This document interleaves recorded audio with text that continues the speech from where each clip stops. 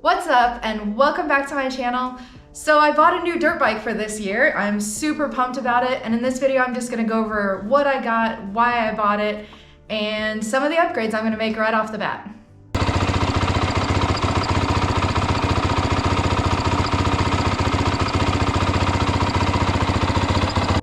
All right, so here she is. This is my brand new 2022 Yamaha WR250F.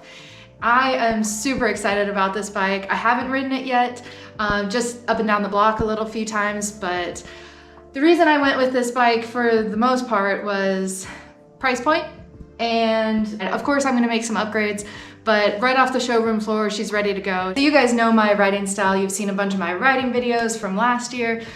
Basically, what I love to ride is slow and technical, also very fast, and on occasion I'll hit the track up every once in a while here in Central Oregon, but really not doing as much track riding as I used to. So I just wanted a bike that was maybe not perfect at everything, but can handle everything really, really well. And my last bike was more of a track bike. So this bike is probably not gonna be at the top of many people's lists, and to be completely honest, it wasn't for me either.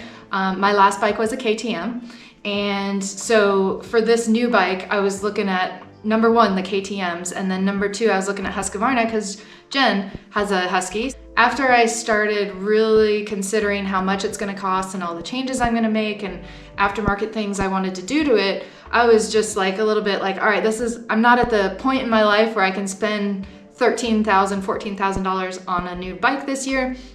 So I started expanding my search to Yamaha, and honestly, I really felt like this was a really good fit for me. All right, so front to back of the bike, let's go over some of the things that make the WR a little bit different from the YZ. All right, so starting from the front, we've got the headlight, and we've got an odometer which shows mileage and speed. We've got the radiator fan for those tight technical trails. The mapping on the engine is more mellow. We've also got a spark arrestor and the taillight. So now we went over the what and the why. Let's go over all the upgrades that I got. Basically, it's a mix of protection and just vanity upgrades. The first thing I've got is the Cycra wraparound handguards. It mounts directly to your handlebar clamp to reduce clutter on your handlebars. And this is obviously just gonna provide protection for my clutch and brake levers. Even though I did get the wraparound handguards, the next thing I am going to install is going to be these ARC clutch and brake levers, and they are the Memlon version, which basically means they are foldable and unbreakable, and they have a lifetime warranty. So for whatever reason you do break them, you'll get your new ones. The next two things I've got here is this super sweet Pro Taper handlebar pad, and these grips are also Pro Taper. I've been using these things for years. They are the pillow top version, super comfy, love these things. So the next thing I'm gonna install that I feel is super important, because I fall all the time as I'm learning to do more technical things. I've got these awesome radiator guards from Bulletproof Designs that are gonna hold up to anything. The next thing I picked up is a new skid plate with linkage guard. The bike did come stock with one, but I felt like this one is gonna be a lot thicker, offer more protection, and the stock one doesn't have the linkage guard. I actually like the plastic better than the metal. I've noticed that it slides better on rocks and it's less noisy, honestly. Since I've got the exposed aluminum frame here, I wanted to add some extra protection and grip. So I got the Acerbis frame guard. The next thing I got here is the TM Design Works rear rotor guard. As you see, it does come with one, but it's pretty flexy and flimsible, and it's most likely gonna break against those rocks. Front and rear, I'm going tubeless for that extra traction and to reduce flats.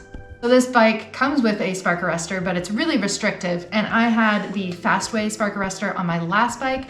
I had the KTM SXF 250, and I will post a video right here of me installing it on that bike, and I'll do another install in this video, so keep an eye out for that one coming up soon. This is the last time you're going to see these graphics and these plastics on this bike. I'm taking them all off and I'm doing something totally different, but I'm super pumped. I'm going multicolored, and I'm gonna have some super sick graphics, and here's a little hint of what it's gonna look like. I'm really, really excited to start customizing and really making this bike my own, and honestly, just to get out and ride. I've had this bike for a couple weeks now, and I just want to get out there. Thanks so much for watching this video. If you're not already, be sure to subscribe to our channel and hit that like button. It really helps us out.